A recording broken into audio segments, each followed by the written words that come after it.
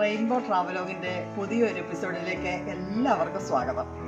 ഇന്ന് നമ്മളൊരു പുതിയ സംഭവമാണ് ചെയ്യാൻ പോകുന്നത്. നമുക്കൊരു കപ്പ കൃഷിയുണ്ട്, അതായത് ചാക്കിനകത്ത് അല്ലാതെ വേറെ രണ്ടും കൂടെ. അതിൻ്റെ വിളവെടുപ്പാണ് ഇപ്പം നടത്താൻ പോകുന്നത്. ഞങ്ങൾ മാത്രമല്ല, ഞങ്ങളുടെ കുട്ടി കർഷകന്മാരും ഉണ്ട് കൂടെ. പിള്ളേരിന്ന് വന്നതാണ്. ഞങ്ങളെല്ലാവരും കൂടെ കൂടിയാണ് ഞങ്ങളുടെ കപ്പയുടെ വിളവെടുപ്പ് നടത്താൻ പോകുന്നത്. നമുക്ക് കാണാം. ഇതാണ് നമ്മുടെ ഒരു ചൂട് കപ്പ, വേറൊരു ചൂട് കപ്പ. ഇതാണ് നമ്മുടെ ഒരു പ്രധാനമായിട്ടുള്ള ചാക്കിനകത്തെ കപ്പ കൃഷി.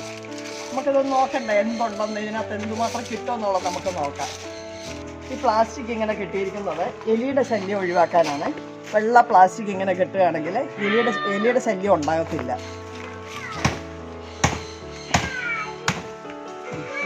മതി.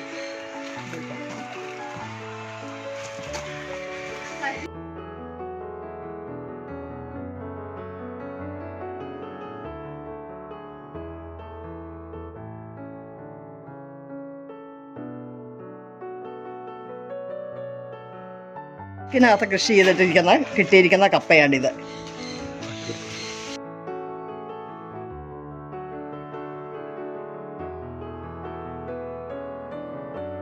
നമ്മുടെ അടുത്ത കപ്പയുടെ ചുവടും മാന്തി വലിയ 3 പീസാണ് കിട്ടിയിരിക്കുന്നത്. ഞങ്ങളുടെ കപ്പ കൃഷിയുടെ വളമെടുത്തു.